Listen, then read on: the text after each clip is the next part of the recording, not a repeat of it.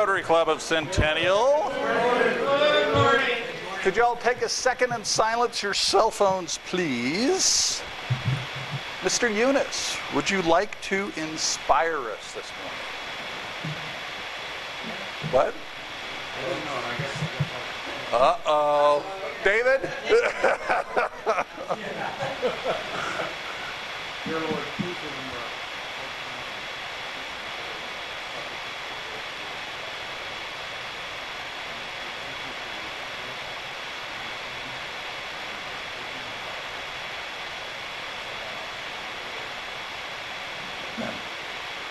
Is Sandra Abeda here?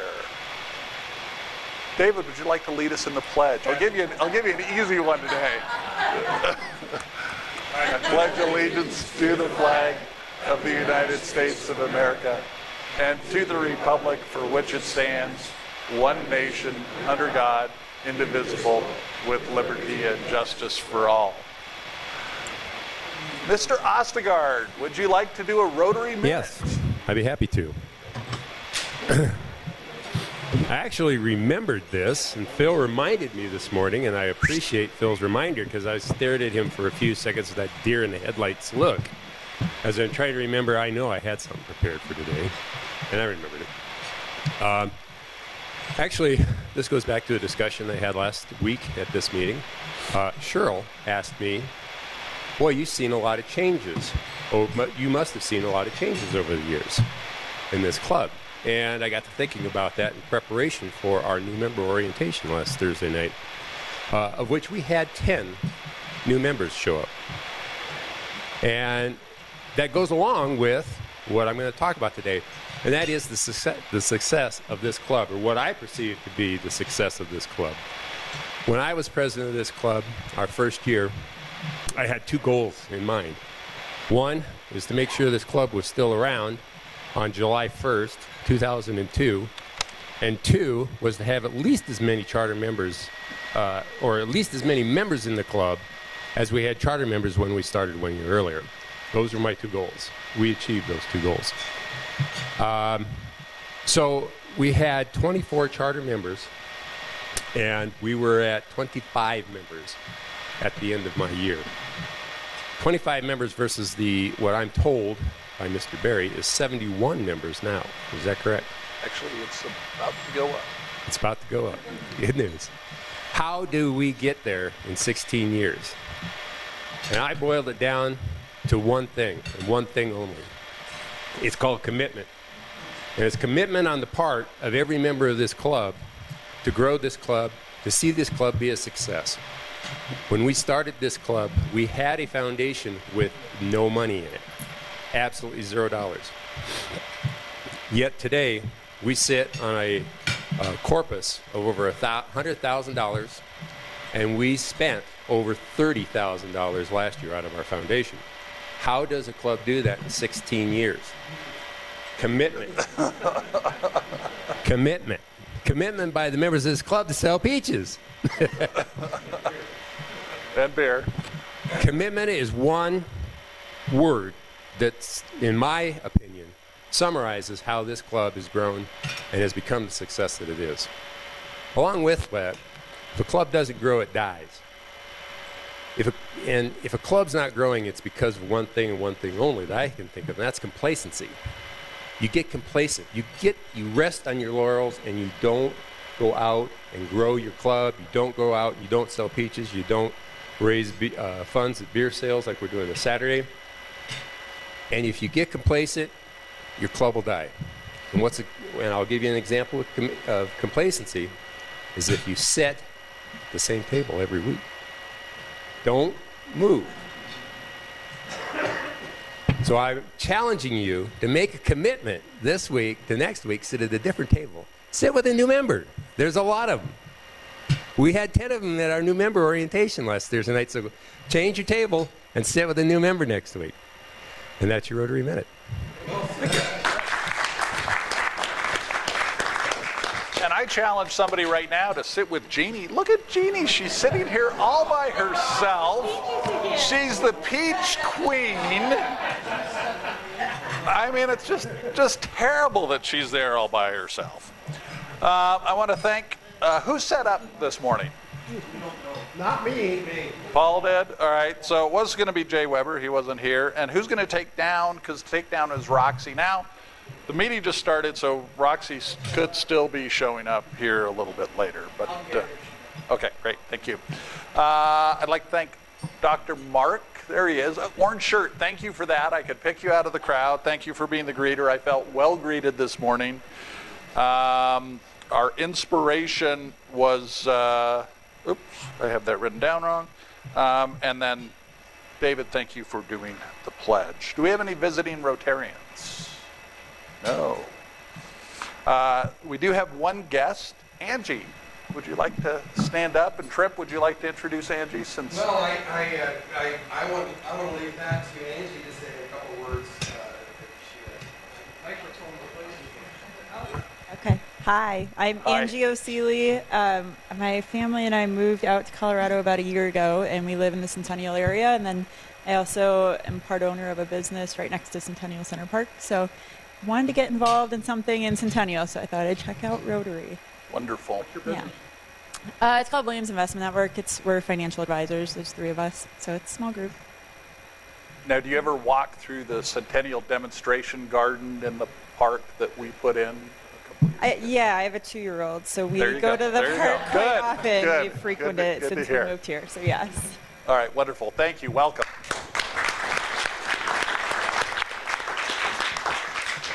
Birthdays. Dr. Paul is having a birthday on the 11th. I won't ask you what birthday it is, but you look great for 51. You do. You really do. Yeah. And then, Kent, you did realize that Candy's birthday is coming up today. Yeah, I have a card for her, but yes. All right, good. I did not realize today was the 5th until I got here. Good. And this is why we put these reminders out, just to make sure. And then wedding anniversaries, I was looking at the spreadsheet that we set up to keep track of members, and I thought, wow, there's 2 people with wedding anniversaries on the same date. And then I realized it was Karen and I on the 10th. This will be number 6. She hasn't thrown me out yet, so I appreciate that. You have no idea, Phil. She is a total saint. And then Rotary anniversaries. Ken Hope on September 6th celebrates how many years with the club? 16 is what I show. Or no, Kent. Oh yeah, Kent. 16 years. 16? You guys look alike. It's hard. And I was in first place last. You were? So 16 years. Congratulations. That's outstanding.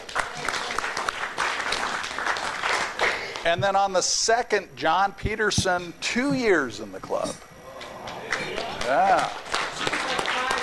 Yeah. Seems like 7 for all of us. Yeah, but no, very well done. Great, thank you. Club business and announcements. Every year, I see a level of dedication when it comes to Peaches that you can't even imagine. When do you start thinking about Peaches? You probably are dreaming about Peaches in April, aren't you? I get phone calls from people in May and June. Are you selling peaches this year? Right. So Jeannie Henchen did a remarkable job again. We set a new record by 1. Now next year, I know I'm not going to be president, but we got to beat the record by more than 1. But Jeannie, stand up, please.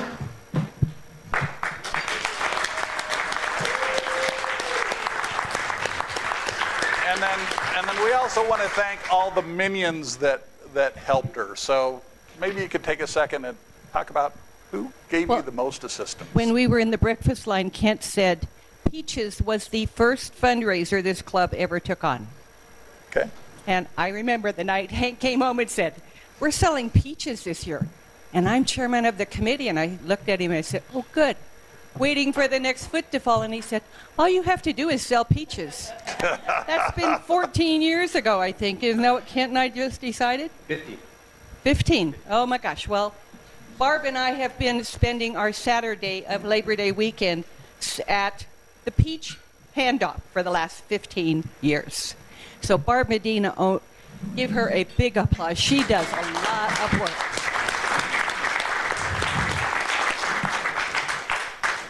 And thanks to Roxy. And if you looked in the picture, and if you weren't there, our friend Peter Blonsky showed up because he sold a whole lot of peaches. Yep. He was there. But thanks to Trip, to Roxy, Phil, and Ann, top peach sellers. They get special places up front to check in people, which is working out much better. I think it's going a lot easier the way we're doing it now. But thank you to all of you and everybody who sold peaches. John Peterson, after this meeting last week, said, Jeannie, could we get 4 more boxes? Do you think they'd give us 4 more? And so I emailed the peach grower, and she said, sure. So we did sell 351 boxes. Thank you, everybody. And that special acknowledgement to our new peach queen, Samantha, who sold that last one. Yeah. That picture was just marvelous. I think. I feel so like I feel worthy. Yeah.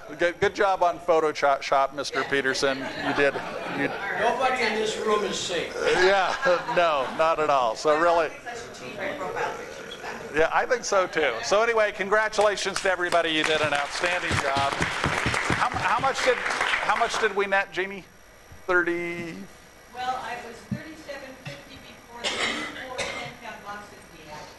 So okay. In excess of 3,700. Okay, outstanding. Great job.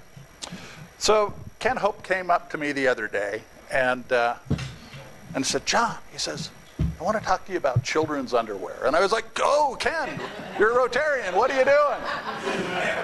So then he explained it a little more, and it made perfect sense.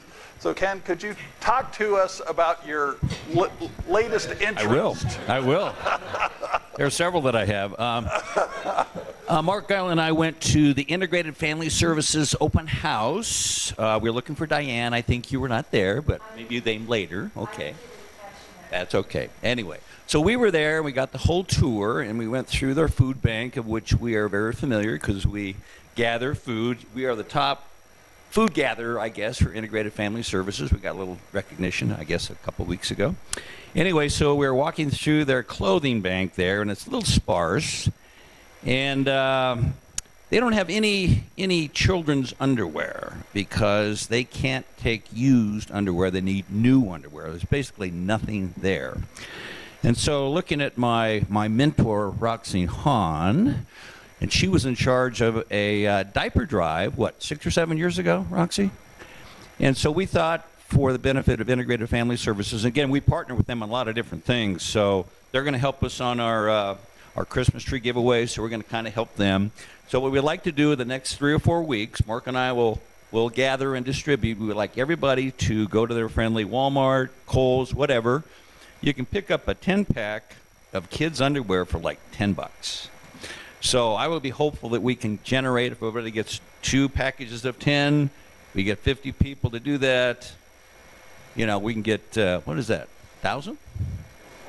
Right. A lot of underwear. And, you know, we forget these little kids. I mean, their families are in crisis right now, and these little kids are destitute from most anything. So if we can provide some kids' underwear, both little girls and little boys, and we can deliver them to them in 3 or 4 weeks. Yeah, Tim? I know that they come in sizes, so you know, but should we kind of show people what sizes? I think just a combination of like anywhere from like 3 years old to 12 or 13, something like that. Just kind of a combination of different sizes. Yeah. And I'm sure whatever we get, they'll be very appreciative. So Mark and I will do that. Then we'll bring a box in, and we can hopefully gather some underwear and get it delivered to Integrated Family Services in the next month or 2. And again, they had nothing as far as any new underwear for these kids. So I thought we could do that. And I think John's got the first inaugural pair of underwear. So I went to Kohl's because they help us out with Santa Claus so much, and they were a little more expensive than Walmart. And I got a pack of 5 Cars underwear to get going, and I think Karen got a pack too. So we get everybody to remember, and we'll do that the next 2 or 3 weeks, and we'll get them delivered, and we'll kind of fill up their empty kids' underwear shelves. All right, good. Thank you. Good job. Great idea for a service project.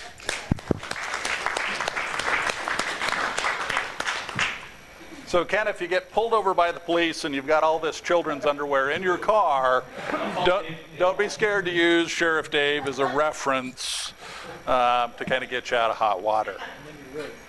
Mr. Paller, would you like to talk about upcoming beer sales? Opportunity presents itself this Saturday with the car and concert, car show and concert, September 9th. And I believe it's like from 3 to 7-ish. As you will note, there are no sign-up sheets on your table, so expect a phone call from me to see what your availability is. And we'll look forward for all the respective duties to be filled. I will not have my pickup this Saturday to pick up stuff from storage, so I'll need somebody to partner with me with an SUV or a pickup to go to the storage for cups and etc. If somebody could assist me with that, I'd appreciate it. All right, great. Thank you. So we have a member of our JV squad here today. And Andrea Tagtow from the Millennials is here. Andrea, fill us in on what you guys are doing. So you need to stand up and you need to use a microphone. We're going to put you fully out there. Goodness gracious, thank you. Hi, everyone. An awkward place over here. Yes, we've had a really busy summer, actually. And you wanted me to just kind of run through a couple of the projects we've been working on, John? Sure. So the really cool thing about the Satellite Club that we're starting to really get in quite a pattern of is supporting each other's careers and different businesses. So we have a member of our Satellite Club, Sarah, who's with South Suburban, and she puts on all of the races for South Suburban. So I think we've done 3 or 4 races with her, going out and helping be race marshals and do water at the finish line and cheering on the runners, and that's been really fun, and it's helpful, very helpful to Sarah. So we've had a few races this summer. We had a couple last spring. There's 3 of us in the Satellite Club that work for Advocates for Children CASA, and then there's another member of our club, Carly, who works for Denver CASA. And Centennial Rotary has been so helpful with Advocates for Children CASA, and there have been some opportunities with Carly's job at Denver CASA that we wanted to help out with also. So some of you might have seen it in the Denver Post, actually. Denver CASA recently moved into a brand new house, and they have this really, really cool house. And it's open to their CASA volunteers and to the kids. And so one thing that Denver CASA was recruiting volunteers for was being trained to be a house parent, so that when kids and CASAs want to come hang out at the house, there's somebody there who's making sure the stove is turned off and shutting down and locking up after everything is done. So we had about 8 or 10 of our members go through Denver CASA house training and are now picking up shifts once a month to cover the Denver CASA house whenever there's kids there. So that's been cool. Advocates for Children, we worked Parker Days a few months ago and had 4 of our satellite members come out and help volunteer doing shifts with that. So it's been really good. We've been able to support each other in a lot of ways. We're working on a couple of things right now. We have 2 members of our club who work for Boys Hope, Girls Hope, and one of the guys, Ryan, he made some planters with the kids one time at work, and they loved it. And so we're working on a project to get more planters and to work with more of the kids there, and then also to bring the kids up for a hike sometime this fall. We've got to get on that pretty quickly, actually. But that's been one thing that we've talked about for a long time. So we've had a busy summer. Our plan is to do 1 service project a month, and we've been consistent with that since the beginning of the year for sure. We've got another Canvas and Cocktails coming up at the end of this month. There's a lot going on, and I'm sure I'm forgetting stuff. But that's kind of a brief update. Very good. No, that's outstanding. Cool. Great job. The more we can do together, and I encouraged Andrea to get members whenever possible to come to the varsity club, and because these are all young professionals, they're getting going in their career.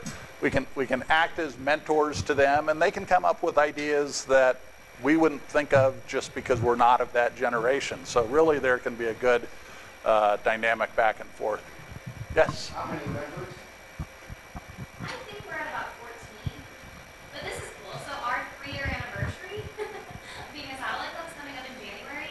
There were 6 of us that were original members, and there's still 5 of us that are in the club. And we've had a really core group for quite a while now. Right. So there's probably, out of our 14, there's easily 10 of us, probably 12 of us that are super consistent. It's been really good. We're in a group text. We keep in touch almost daily. It's good. Yep. And we are voting on a new member at the board meeting tomorrow for the millennials, so they're going to grow. And then they have another one maybe on the hook that's sniffing the bait a little bit. So great job, you guys. And visit more often. Diane Zhang, your turn. Yes, 2 different projects. Oh, do I have to? Yes. All right, well then somebody needs to help me. I need one of each to every table. I'll keep this one. Okay, every year we try to get on the list of, and I actually have here, Samantha. Every year we try to get on the list to do the Thanksgiving baskets with Integrated Community Services. And every year, right when the gates open, it's like a herd of cattle sign up, and we invariably may or may not get on the list. So this year we're cheating. So there is a sign-up sheet. Gobble up your spot. We're going to submit our actual list of people on the first day, which grants us a better chance of being able to do that particular project. It's a really fun project. We get together, we create the Thanksgiving Day baskets that get handed out. It's a fun project. So please, if you want to do that, please sign up, and I will collect that list. The second one is Santa Claus. It's time to get busy. I sent around lists at one of our meetings and then went to pick them up, and only three of them were there. So we need to redo that. We do have our other clubs that have been involved. Those people are ready to get together and make things happen. So Santa Claus is scheduled for Wednesday, December 13th. And there's 2 different ways to be involved. First of all, for the day of the event, we need a lot of people. And the second way is on the committee, we've broken out responsibilities. So going to visit a few different clubs that aren't involved to try to maybe expand the project. You're doing with me, because that's going to help you on your red badge. And then we need 2 more people to help us discern between the different children's groups. We're starting to get popular, and I'm actually getting phone calls from people who say, hey, this group of kids needs help. So we need an unbiased person to help discern that, and we already have someone from Highlands Ranch, so we need someone here. So there's different ways. It doesn't take a lot of time. It just takes a little bit, and the project's going to be here before you know it. So please sign up, and if you have any questions, let me know. For those of you who are new, Santa Claus is a project where we raise money and gather with other Rotary clubs and do a shopping spree for children in need at the local Kohl's store on the first or second week of December. Because of the discounts and because we're a 501c3, those kids get quite a bit. Parents are not allowed, and we cut all the tags and send the kids home with stuff they've never had a chance to have before. Thanks for your time, guys. Great, thanks. Ms. Trope. Oh, I don't have it on my top of my head. I'll get it and send it out though. Yeah, it's usually like 4 to 5. I'll find out. Sorry. So sign up, everybody. Last Thursday, we had our first opioid roundtable discussion at the sheriff's office. We had about 20 people there. It was an outstanding turnout. And I think it was really eye-opening for everybody as we try and develop a service project or projects to address this issue. So, Cheryl, can you jump up and just kind of a quick minute or 2 talk a little bit about what you learned? Yes, great meeting, as John said last week. A really nice combination of people from the community and from Rotary. And we met at the sheriff's office, and Sheriff Dave showed us some stats, some data. And it's all almost overwhelming how much information there is. So we're going to work our way through what our goal might be. Two things, people who were there were very impressive. One was Dr. Kelly Lear. She's the county coroner. And to have her there and share her perspective and what she knows and experiences was very eye-opening. And then we had a parent there, John's friend.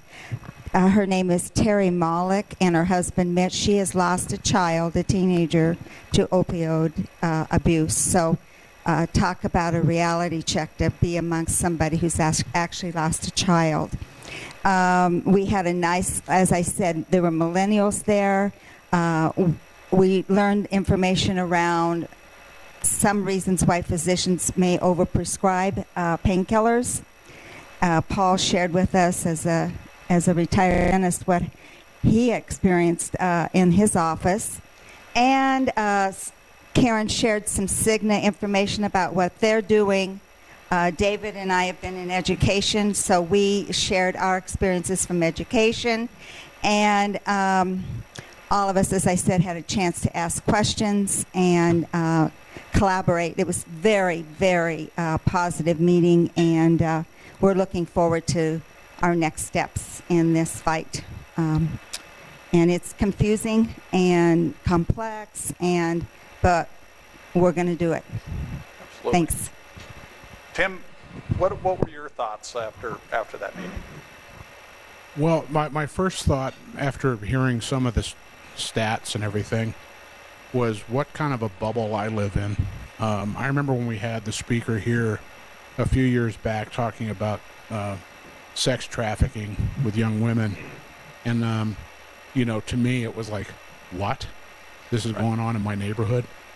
And to find out that the majority of the people that are hit by this opioid death are our age. Okay, they're not young folks, they're not teenagers, they're people from 40 to 60 years old. That's the highest death rate.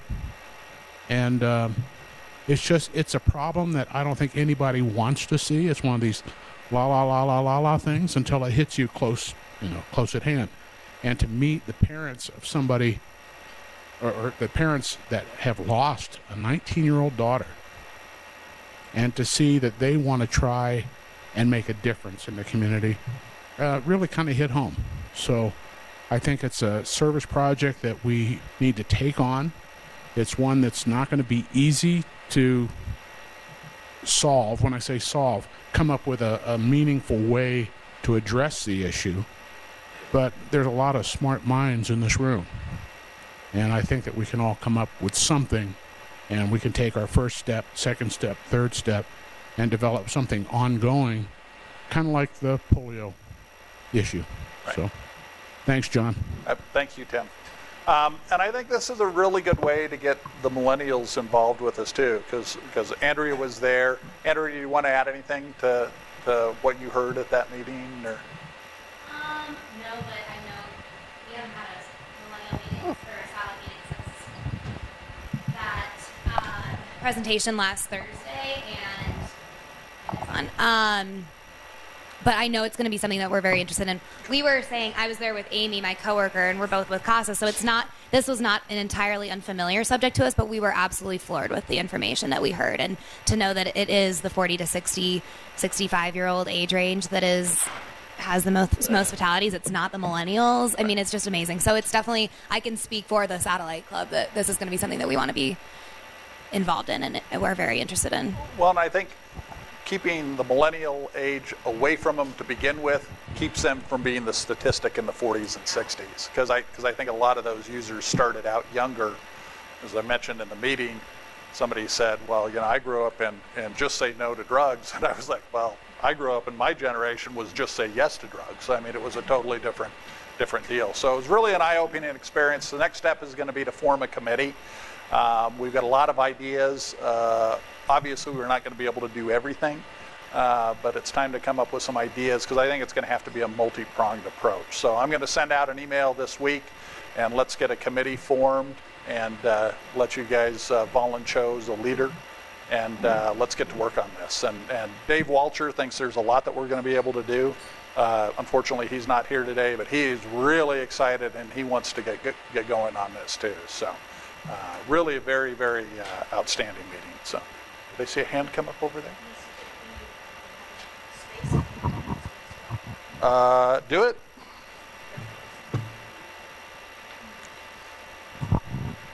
As I talked about a while ago, our club is co-hosting what is called the Fall Orientation for Youth Exchange, and that is, we have 19 inbound students, and in Fall Orientation, they have a certain part of a weekend from Friday night, September 15th, through Sunday afternoon, September 17th.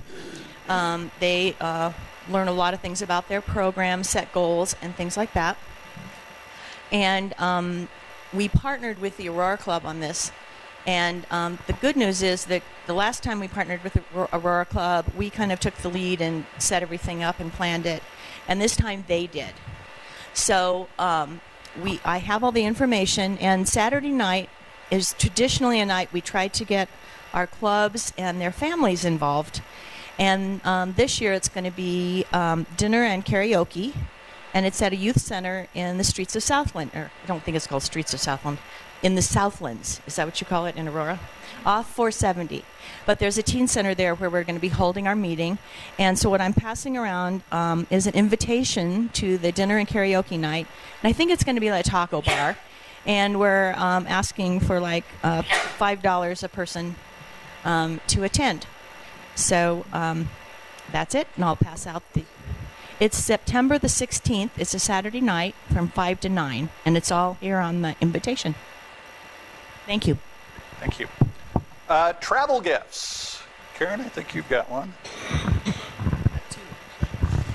So I went to visit my son in Vegas and then went over to Phoenix to visit my in-laws for a little bit. So when I was in Phoenix, I stopped at this pottery place that we found that we really like. Got this kind of a serving thing, so it's like for salsa or something. That's kind of, I thought it was pretty, so I will probably vote on or try to get that. And then I also got kind of wrapped up because I want to protect it a little bit, but it's a peacock and it goes with the yard thing and it kind of goes back and forth and it's really cute. And you're gonna have fun with this. Yeah, keeping this thing, but it's got really pretty. It's really pretty.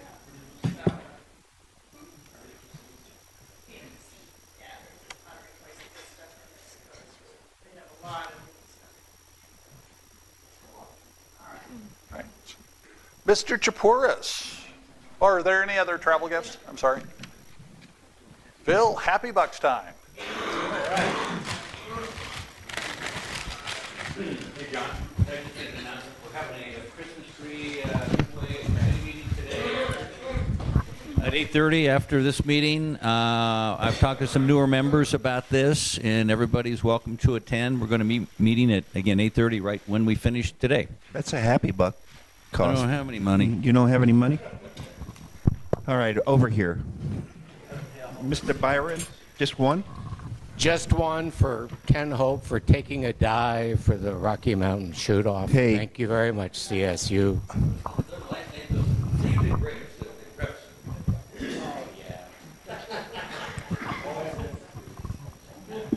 I have two. One is for finally being done with 12-hour, 13-hour days and 6 days in a row of training for Top Golf Renew, which starts on the 11th of September. So it'll be a lot better. No more waiting. A lot of different things happening, and it's been madness, but it's the calm before the Disney training storm, which is going to be awesome. And the other one is for just a really cool experience I had at Park Meadows Mall. I haven't been there in a really long time, and I saw a new store called In Him. And I don't know if any of you have ever been in there, but I went in, and it's very faith-related. All of the clothing is amazing messages, and they have a lot of home decor. And I'm wearing one of their shirts right now, and it says, "He knows the plan, and I don't have to." And as I was checking out, the guy was like, "Is there anything I can do for you? Do you have any prayer requests?" And he sat there and prayed for my sister with me, and it was just one of the coolest experiences I've had at Park Meadows in a long time. So, great. Mine's sort of an apology buck. Oh, I no. will not be here all week next week, so I won't be able to help out this weekend, nor will I be at next week's meeting. Oh, then I can't assign you for anything? Yeah. All of it? You going to use all of this? I'm going to use all that. That's 5 happy bucks. One of them is a thank you buck to Dr. Paul. Jay Weber was going to do setup. I volunteered to do it for him.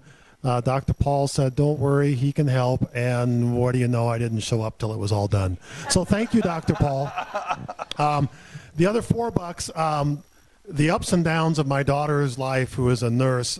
You may have seen my email. Thank you for the donations you gave. She was collecting items to get to Houston to help with the hurricane.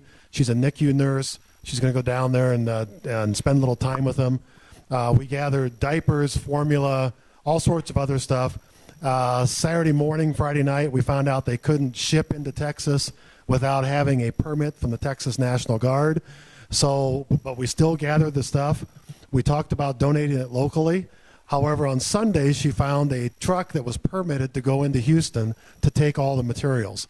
So everything that you guys donated, those of you that donated, thank you very much. They did go to the Houston hurricane. Thank you. I have $1, Phil, for Matt Hawker, our guest speaker.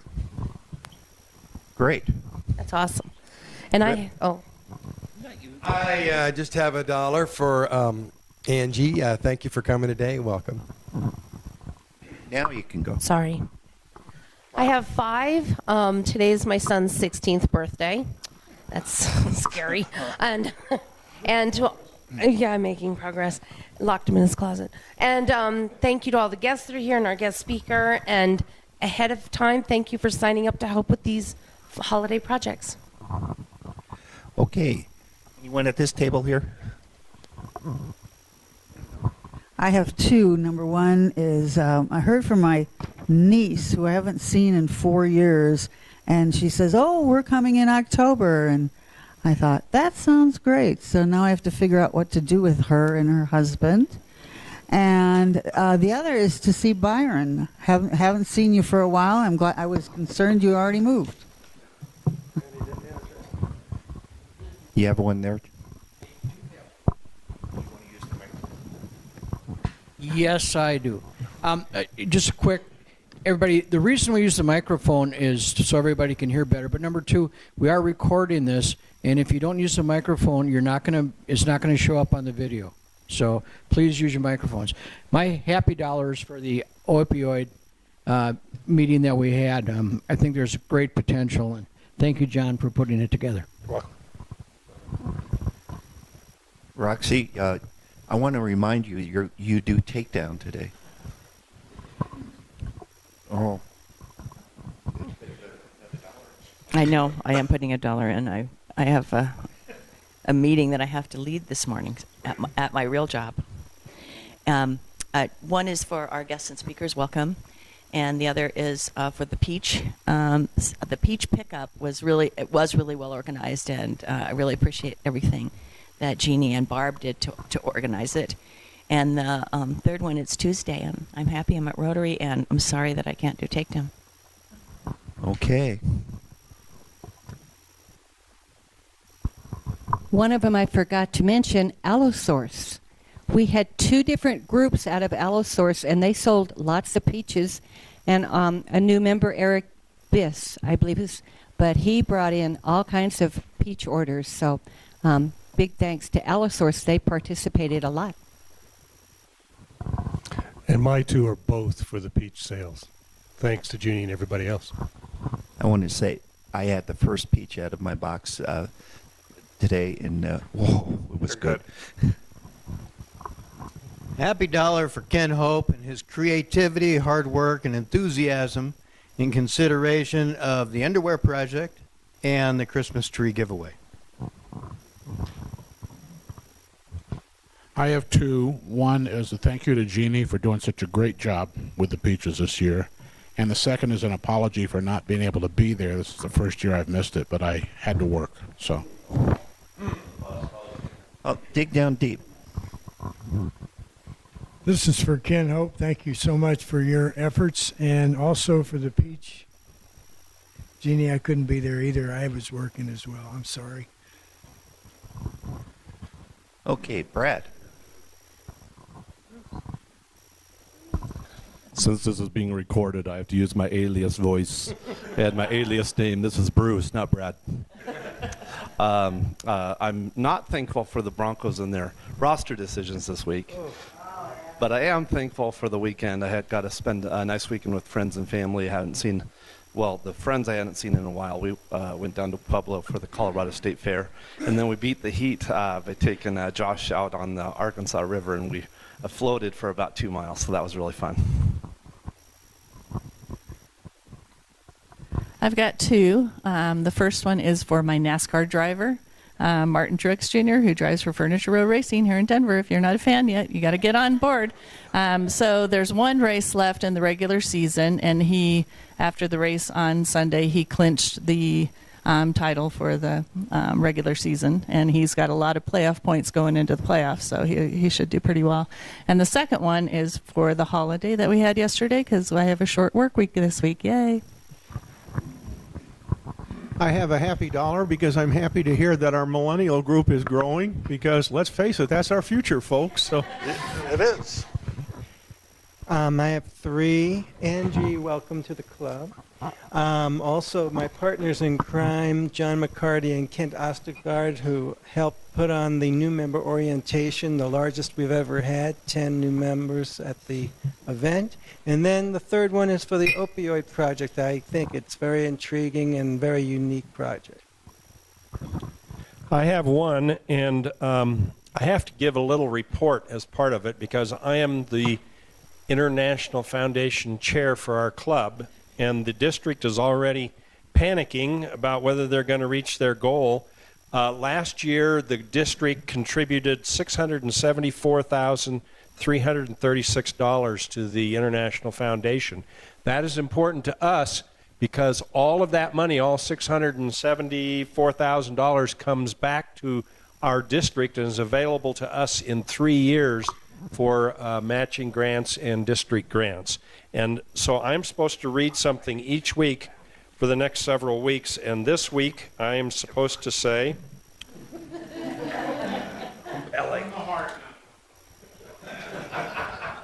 I'll even stand up. Rotary International's masterpiece is the Rotary Foundation. It transforms our dreams into splendid realities.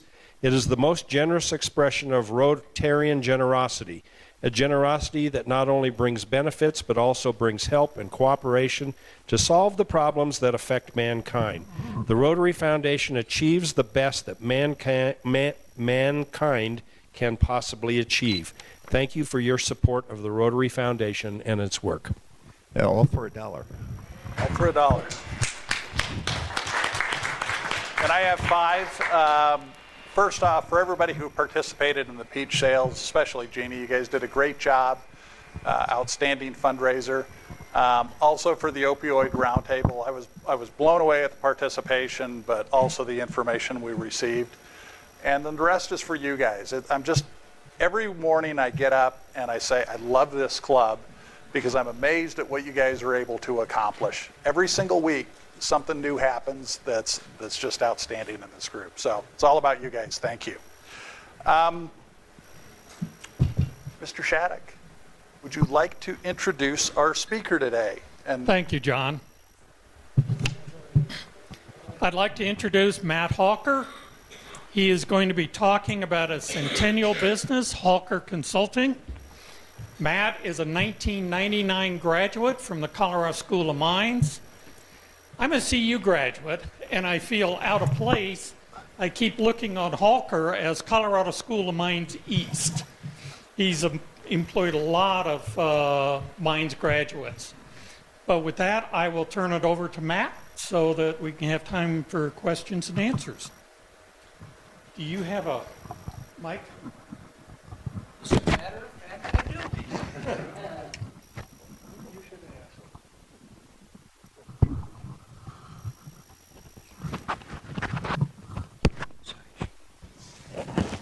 Can everyone hear me? Yes. All right, so Take a couple of deep breaths here. Thank you all for this opportunity. I've never been to a Rotary. I grew up in the Midwest, Toledo, Ohio, and there was various organizations, I think maybe similar to Rotary. There's probably Rotary there, so this is a first for me. Seems like a great organization.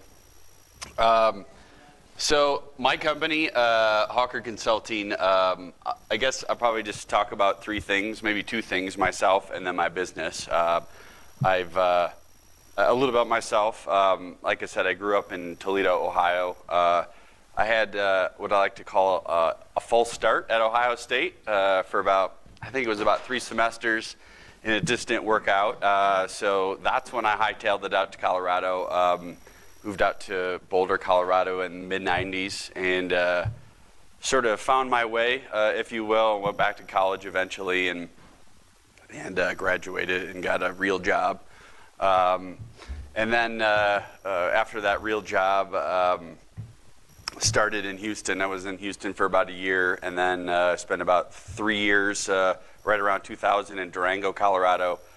And then moved up to Denver in 2003 and had the first of 4 of our kids in 2003 and lived in Parker since then. A couple of weeks ago, I had my 5th child in the form of a Spanish exchange student that's 16 years old. So we got a lot going on at our house. Our youngest is 5 and now our oldest is 16. So there's a lot of noise at my house. Yeah, I'm sure you guys can relate, but it's a good noise. Not quite sure how I scroll here. Okay. All right.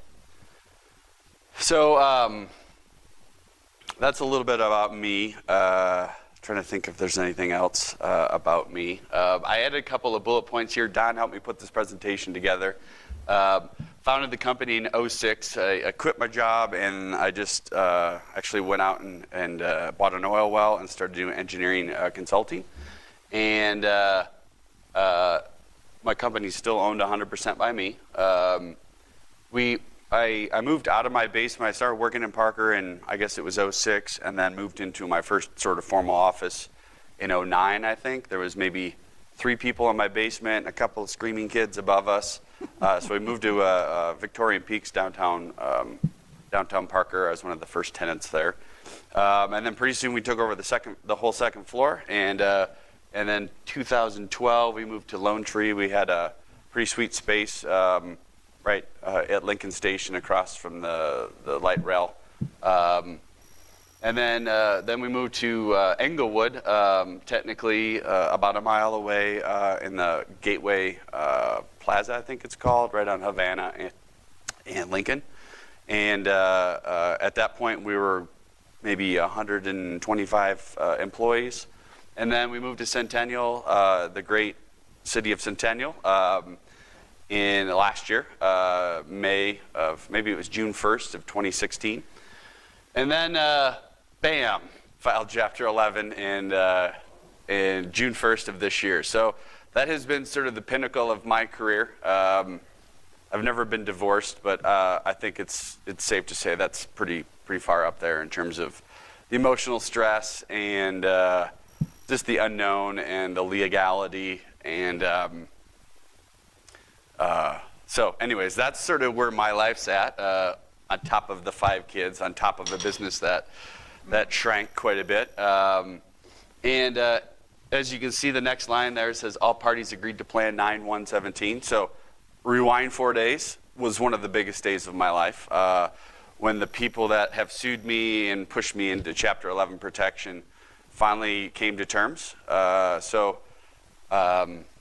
That came in the form of an email from my lawyer. So we have had a plan for our confirmation hearing. If you guys are familiar with the legal concepts, confirmation hearing, people all sort of raise their hand and vote for the plan. And so there's 3 main creditors in my plan, 2 banks and then a landlord. And the 2 banks have been on board since day 1 9 months ago, and my landlord, which doesn't really even exist today, just continued to beat me up and not negotiate for, I don't know, it's been over a year. And so my hope is October 3rd we'll officially be out of bankruptcy, and I can move forward, maybe turn the page in my life. So enough about sort of where we're at, and I'm happy to talk about the bankruptcy. I've learned a lot. I don't have a law degree. I have an engineering degree, but I can talk in generalities. So we've been in this DTC area for over 10 years. We've had operations like physical offices in Durango, Colorado, Midland, Texas, and we're up a lot in North Dakota, our employees. Let's see here. I guess this is a little out of order. You already saw this. So a couple other things in terms of head count probably would go along with the office space. So in 2009, I had 3 people, and by 2012, we had 35 people, and then 2014, we probably had over 100. And then 15, I think, is maybe when we peaked out at 125 employees. And then in 2016, when we moved to our new space here in Centennial, we were, I've heard the official head count was at 17. So from 125 to 17, you can imagine the extra computers that we had in the IT room. Laid off about 100 people, which is horrible. It sucks. 3 of those lovely people chose to sue me for things such as, I'm too pretty to work with. And I kid you not, I'm too pretty to work with in the legal filing. And this is coming from a guy with 5 kids now. You laid me off because I was pregnant. And then the other one, I won't go into, but those all hurt, man. Those are all just like body punches. Fortunately, I had some good insurance. So I think there was actually an article in BizDen, something like that. It's like a bizden.com or something. And it says, this is right after June 1st, bankruptcy filing adds to legal woes of Hawker Consulting. And I was like, oh, that hurts. And then it goes and talks about these several silly lawsuits that these people have levied against me. So again, September 1st is a big day, or was a big day. Get all that crap off me. I will still have a pile of debt to get rid of over the next 3 or 4 years of my indentured servitum, which is sort of a trapped feeling. So anyways, let me move on to all this feeling and legal stuff onto what we do and maybe some exciting stuff. Not sure where my time is. I don't see a clock. So I'll give you a 5-minute warning. 5-minute warning in 5 minutes? No, you've got more time. Okay. Okay, so what has paid the bills and made the headcount in our business go up from 2009 to 2015-ish was designing primarily multi-well pad designs. So I'm happy to answer any questions about them. But basically, we're employed by people that own oil and gas wells to design a system on the surface, not downhole, not the curved horizontal frac stuff, but the stuff on the surface that moves all the product like a little mini refinery across the surface. And so we help design that so it's safe. That's our primary, so it doesn't blow up. And second would be arguably if it meets all the emission permit requirements. And then probably third on the list is actually that it operates. So you got to get over a couple of hurdles first to make these things work. And so people would pay our company to design these facilities. It takes chemical engineers, mechanical engineers, electrical engineers, civil engineers, all working together in a good project manager and a good client to design these facilities, which are frankly not governed by law to be designed. So it's not something our owners have to do. It's something that they feel is good business practice, which is sort of kudos to them, because we see other facilities out there that definitely weren't designed and are pretty scary sometimes. So this, what is a multi-well pad design? Again, thinking from what we do, we're like the architect, if you will, designing plans. Anymore, you have these well pads that are developing the mineral estates and mineral substances 1 or 2 miles underground. And instead of drilling one hole, like that would have been the traditional drill a hole every 40 acres or 160 acres, now they can put 50 wells on one sort of development pad, and they can really reduce the impact and get an economy of scale, and they can put a whole bunch of holes. To the tune, if you guys are familiar with sort of geology, and if you were to take a section of earth and cut it right down maybe a couple miles deep and a mile wide, you can get 30 holes penetrating into that section going sideways. And then sometimes you would drill 2 miles out one way and 2 miles out the other way, and you bring all of that energy in the form of liquid hydrocarbon and gas hydrocarbon to the surface in one location. So that's what we do. I did an interesting analysis. This is several years ago when MiFi was coming out, and we were traveling in the minivan through Kansas, and my wife was driving, and we're going through a wind farm, and I had my Wi-Fi. I was able to connect it to my computer and pull up while I was driving the computer. It's pretty cool. And we were driving through this wind farm, and it was, 40,000 acre total development, like pretty big. And so I did the math and stuff, and I was like, okay, that's X amount of megawatts. And what was interesting to me was the 40,000 acre multi-megawatt, 150, 200 megawatt station had an equivalent output of a multi-well pad that's maybe 5 acres. So I know there's lots of different viewpoints here, but there are facts out there. And the fact that I calculated was the amount of energy produced off of one 5 acre well pad in Rifle, Colorado was equivalent to this 40,000 acre development. So I'm not here to go into arguments about sustainability or anything. Just FYI, we can produce an amazing amount of power out of a small impact. And again, that's what my company is here to do, is design those production systems to convey the liquids to market. So, and we do that by, or what has happened is efficiency of drilling, and the design has gotten better in environmental controls. So that's what's provided my income and the ability to provide for 100+ jobs in the market, and frankly, is a very difficult business. Professional services in engineering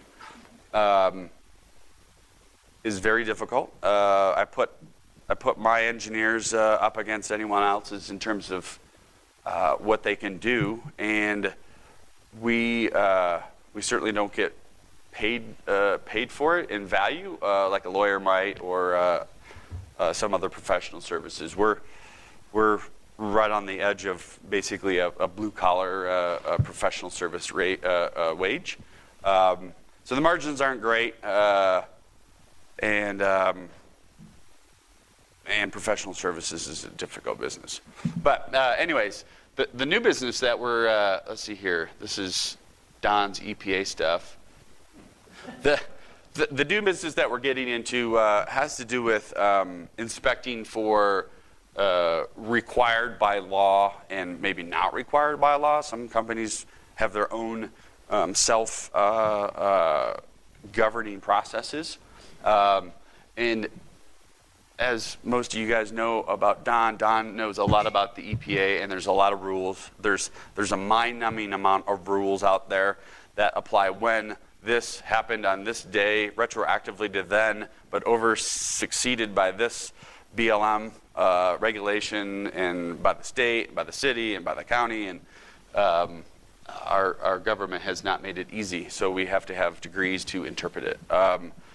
And so Don has a law degree, and he helps us interpret all these crazy rules out there. And so there's a couple different rules that have pushed us into another segment of business in inspection. And these rules have pushed technology, expensive technology, into the hands of a company like mine or other companies to inspect for this stuff. And that stuff is volatile organic compounds, VOCs, as well as methane. Methane isn't, I don't believe, an actual VOC, but VOCs are something that it's not good for the ozone and lots of other stuff. And to find them is not easy, right? Because they, when they come out of the ground, they're actually called a natural gas for a reason, because they are natural. It's a natural gas. And a lot of times, most of the time, they're colorless and they're odorless. The reason natural gas stinks is because man puts the stink into it. Otherwise, if you're at a raw production facility, it doesn't have the stink in it yet. So 5 minutes. Anyways, all right, so I'm going to speed up here. So what we have is we have some drones. We have drones that are, they take photos, and they're the size of a milk crate. The one on the left, and then the one in the middle and the one on the right are about that big. So we're working on flying down pipelines looking for leaks. We're working to look at leaks around a big facility with this camera that can see odorless gas or colorless gas. And then we can 3D map some of this stuff. This is our methane camera. That bad boy there was like $60,000 for this little camera. And then you put that on a drone. And then you watch your drone pilot fly your $60,000 camera around and hope it doesn't crash. It's caused many anxiety in moments because we've had a motor fail, and I watch this thing spin. I just have to look away. But it's pretty cool. We can mount this on our drone, and people can use this handheld. But you can imagine a man walking up or a woman walking up to a valve, and it's not stable, and you're next to the valve that's venting, so our drone can be 100 feet away. It's looking down, and it's very stable. You can't see the leak here other than if you know where to look by the green arrows, you can see where the hydrocarbons are leaking. Again, this is a thermal camera that we have. Those tanks right there are 20-foot tall tanks. This is down in Durango, and the top half of the tank is probably white hot, so that they're hot, and then the bottom half is cold, and so that just tells you where the liquid level is in there. We have this small drone where we can upload a file to it, and it goes to a point, say 100 feet in the air, and then follows right above the pipeline and can take a video or images that we can process. Either man-made processes or ideally in some sort of artificial intelligence database that we haven't got to yet. Let's see here. This is a route where the square, the big red square, was 36 square miles, so a township. We went out there and we planned 35 routes, and we flew them in one day. And we basically went out to these facilities, took a piece of video of them, came back, went out, took more video, came back.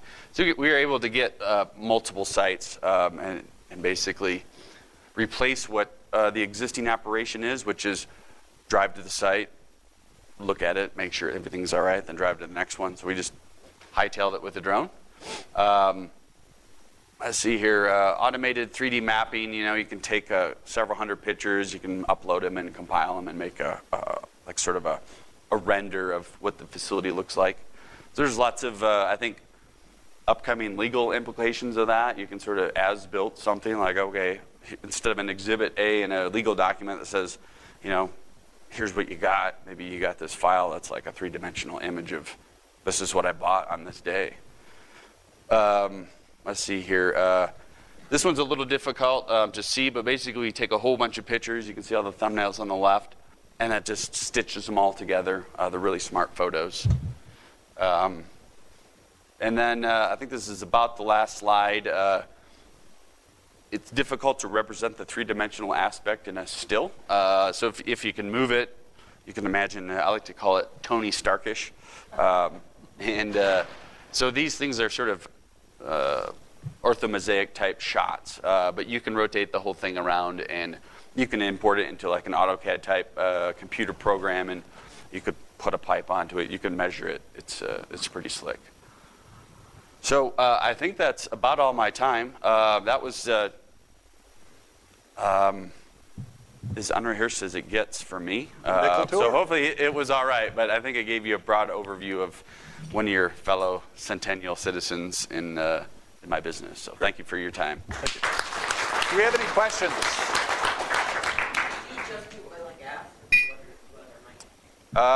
For the drones or for the engineering? We do other things as well. Are you a member of SME? I am not, no. All right.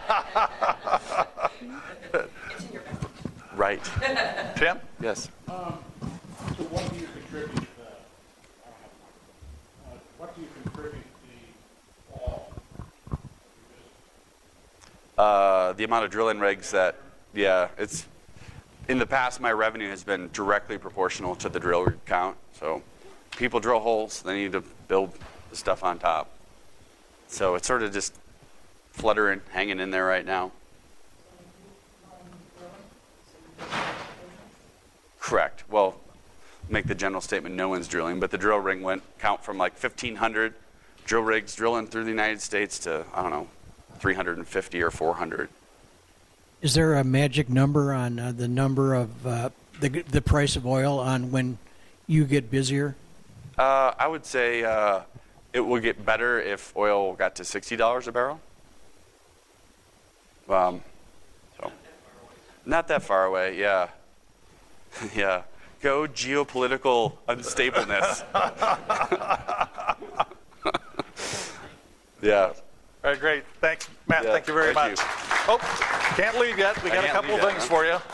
First thing, we do a book plate for an elementary school. We donate books to them every year. And so we'll put a book plate just like this in one of the books that we donate in your honor. And then there's a copy for you so you can see what it looks like. Wow. And then we also have a little lottery for the members. So you get to pick the winning ticket, make someone happy. So the last 3 digits, read them. The 447. Oh, it's always Paul. Matt, thank you very much. Thank Appreciate you. it. Appreciate it. Thank you. Here's your ticket.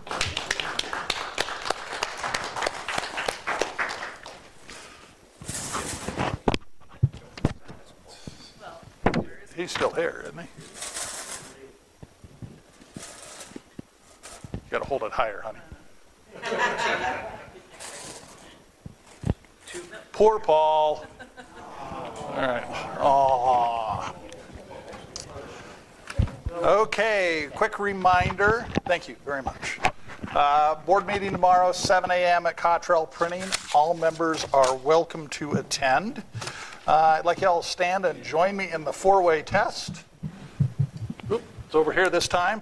For all we think, say, or do, is it the truth? Is it fair to all concerned? Will it build goodwill and better friendships? Will it be beneficial to all concerned? Let's go do some good.